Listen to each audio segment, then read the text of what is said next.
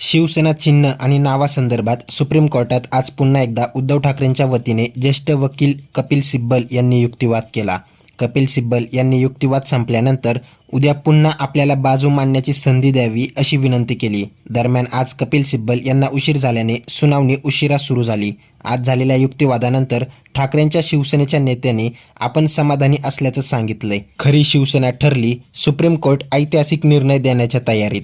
कोर्टात नेमकं काय घडले ते सविस्तर पहा. त्यापूर्वी चॅनलवर नवीन असाल तर चॅनलला सबस्क्राईब करून बेल आयकॉनवर क्लिक करा. शिवसैनिकांनो, आजचाही दिवस हा वादळी ठरला.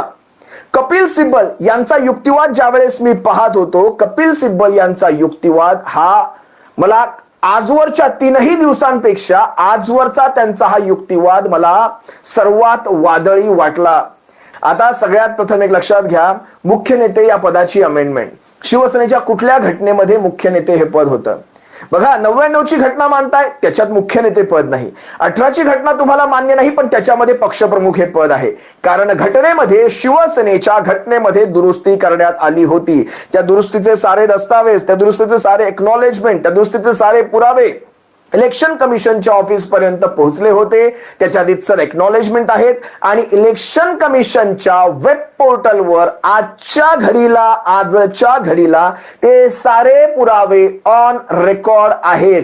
त्यामुळे ती शक्यता कोणीही नाकारू शकत नाही की आमच्याकडे तुमचा पक्षप्रमुख बदलला गेला, तुमच्या पक्षाच्या घटनेमध्ये घडवला गेला, आमच्यापर्यंत त्याचे पुरावे नाहीत. ही घटना कोणीही नाकारू शकत नाही. पण त्याच जोडीला मुख्य नेते हे पद आलं कुठून, कधी, केव्हा आणि कुणी ठरवलं? इथून खऱ्या अर्थाने इलेक्शन कमिशन आणि इलेक्शन कमिशनच्या सर्व कारभाराचा धिंडवडा काढला गेला. काय झालंय बघा, आजच्या सुनावणीमध्ये तुम्हाला सांगतो. सगळ्यात प्रथम सिब्बल यांनी आज पुन्हा एकदा वेळ मागून घेतला. नाव, चिन्ह किंबहुना पक्षाचं चिन्ह, नाव आणि किंबहुना संपूर्ण पक्षच, म्हणजे आजच्या ह्या सुनावणीतली मी तुम्हाला काही टिप्पण्या सांगतो, त्याचे काही कन्क्लुजन सांगतो. नाव, चिन्ह किंबहुना संपूर्ण पक्ष हा मला गोठताना दिसतोय. आता आजच्या घडीला शिवसेना म्हणजे उद्धव बाळासाहेब ठाकरे या शिवसेनेकडे स्वतःचं वेगळं नाव आहे, स्वतःचं वेगळं चिन्ह आहे आणि शिवसेना ही स्वतः एक संघटना आहे. त्यामुळे यामधली कुठलीही गोष्ट घडली तरी आपल्यावर त्याचा कोणताही परिणाम होत नाही आणि ही गोष्ट घडणं हे जास्त गरजेचं आहे. कारण सध्या ज्या प्रकारे ज्या माजामध्ये हे सारे हिणवत आहेत आपल्याला, तो माज मोडण्याची सक्त गरज आहे. शिवसेनेचा हा वेगळा काळ चालू आहे, एक वेगळा संघर्षाचा, वेगळा आंतरिक संघर्षाचा काळ चालू आहे. पण ह्या आंतरिक संघर्षाच्या शिवसेनेच्या काळामध्ये खेदाने का होईना, पण शिवसेनेचं धनुष्य आणि शिवसेना हे नाव संपूर्णपणे फ्रीज होणं हे आजच्या घडीला काळाची गरज आहे. शिवसैनिकांनो, हे नाव चिन्ह पुन्हा आपल्याकडे येणार, पण तोपर्यंत मला ज्या शक्यता आजच्या ह्या सगळ्या बोलण्यातून दिसत होत्या आणि ज्या प्रकारे हे सगळं प्रकरण ठेवलं जात होतं, त्या प्रकारे नाव चिन्ह मला गोठताना दिसतंय. मागच्या सुनावणीमध्ये म्हणजे 2 दिवसांपूर्वीच्या सुनावणीमध्ये ज्यावेळेस जज म्हणत होते की अशा प्रकारे तर पक्षाचं संघटन म्हणजे पक्षाची जी नोंदणी असते ती सुद्धा तोपर्यंत, म्हणजे त्यांच्या बोलण्यातून हा सारांश जाणवत होता. त्यांनी थेट अशा प्रकारे कुठली टिप्पणी केली नाही, पण त्यांच्या त्या बोलण्यातून जो सारांश जाणवत होता की अशा प्रकारे हे संघटन काही काळासाठी एक गोठवण्यात यावं अशी परिस्थिती सध्या दिसते. म्हणजे शिवसेनेचं जे रजिस्ट्रेशन आहे इलेक्शन कमिशनकडे तेही, कारण लक्षात घ्या, आज जर तुम्हाला त्याच्यामध्ये डिस्प्यूट दिसतोय, डिस्प्यूट होईपर्यंत, डिस्प्यूटवर कुठलाही निकाल होईपर्यंत, सर्वोच्च न्याय व्यवस्थेसमोर तो निकाल होईपर्यंत हे गोठलं तरीही फरक पडत नाही. लक्षात घ्या, आपल्याला आपल्या शिवसेनेचा आपल्याकडे तो पुन्हा एकदा ताबा येणं हे फार गरजेचं आहे. ज्या शिवसेनेच्या जीवावर, ज्या शिवसेना नाव आणि चिन्हाच्या जीवावर यांनी महाराष्ट्रभर जो काही हैदोस घातलेला आहे, त्या हैदोसावर कुठेतरी एक अंकुश येणं फार गरजेचं आहे. आज बघा काय काय टिप्पण्या दिसत आहेत मला इथे, हे सर्व मला गोठताना दिसतंय.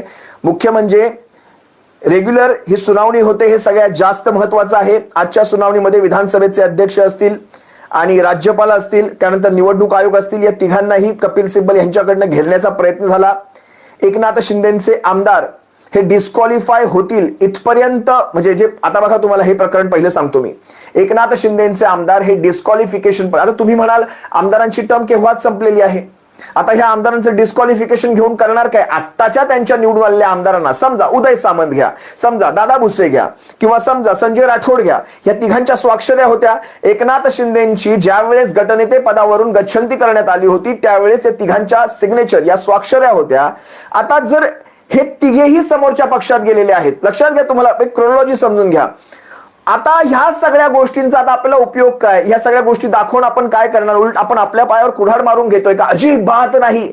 कशा प्रकारे थंड डोक्याने ही सारी ऍक्टिव्हिटी होत होती, कशा प्रकारे आधी 16, नंतर 29, नंतर 31, नंतर जवळपास 46, त्यानंतर 56 पर्यंतचा हा आकडा गेला. आणि 56 पर्यंतचा आकडा गेल्यानंतर एकनाथ शिंदे महाराष्ट्राचे मुख्यमंत्री झाले. हे सारं कशा प्रकारे थंड डोक्याने आणि कुणाच्या तरी आशीर्वादाने हे घडत होतं. विधानसभेच्या अध्यक्षांनी लागोलाग निर्णय घेतले नाहीत, त्यानंतर न्यायव्यवस्थेने लागोलाग निर्णय दिले नाहीत. त्यानंतर तुम्ही पाहिलात, माझ्या मते न्यायव्यवस्थेच्या नंतर जो क्रमांक लावला, मला वाटतं राज्यपालांनी ज्या प्रकारे बहुमत चाचणीला परवानगी दिली, फ्लोर टेस्टसाठी परवानगी दिली, राज्यपालांनी आपल्या अधिकारांचे गैरवापर केले, हे साऱ्यांचे सिक्वेन्स तिथे समजावून सांगितले गेले. आणि त्यानंतर ज्यावेळेस एकनाथ शिंदे महाराष्ट्राचे मुख्यमंत्री झाले त्यानंतर राज्यातले खासदार, शिवसेनेचे खासदार सुद्धा जवळपास 15 खासदार फुटले. सर्वांनी पाहिलात. त्याच्यामध्ये अरविंद सावंत असतील, ओमराजे निंबाळकर असतील, राजन विचारे असतील, किंवा म्हणा अजून 1-2 खासदार. यांच्या व्यतिरिक्त शिवसेनेमध्ये कोणीही खासदार उरलं नव्हतं. मला वाटतं 5 खासदार आपल्याकडे उरले, बाकी सारे खासदार गेले होते. 13 खासदारांनी पक्ष सोडला होता. या एकनाथ शिंदेच्या मुख्यमंत्री पदामुळे खासदार सुद्धा बाहेर पडले. हे सुद्धा आज तिथे समजावण्यात आलं.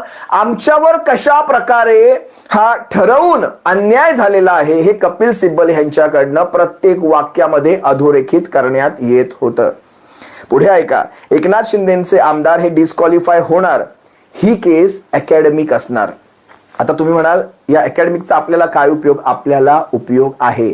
एकनाथ शिंदेचे जे आमदार त्यावेळेस गेले, त्यांच्यासोबत जे शिवसेनेकडनं 16, 29, जो मी तुम्हाला क्रमांक सांगितला, 31, त्यानंतर 46, 56 पर्यंतचा हा आकडा.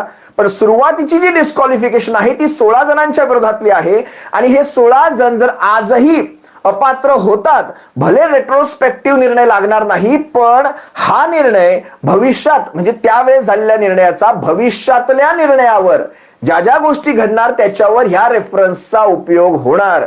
याचं पहिलं कारण सांगतो, शिवसेनेतून आता जे 6 खासदार बाहेर पडले, त्यानंतर आम आदमी पक्षातनं जवळपास 7 राज्यसभेचे खासदार बाहेर पडले, तृणमूल काँग्रेस पक्षातनं 20 खासदारांनी आपला स्वतंत्र गट बनवला. आणि विनोदाची गोष्ट म्हणजे ईशान्येतल्या, म्हणजे राज्याबाहेर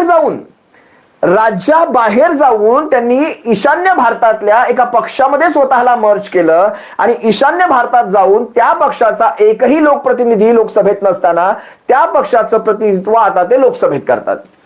हे सगळ्यात मोठमोठे विनोद आपल्याला ह्याच काळात पाहायला मिळाले. यावर आता तुम्हाला काय वाटते ते कमेंट करून नक्की कळवा. व्हिडिओ आवडल्यास लाईक करा, शेअर करा, सबस्क्राईब करा आणि बेल आयकॉनवर क्लिक करा. तसेच आमच्या फेसबुक पेजवर नवीन असाल तर सत्य मराठी या फेसबुक पेजला फॉलो नक्की करा. धन्यवाद.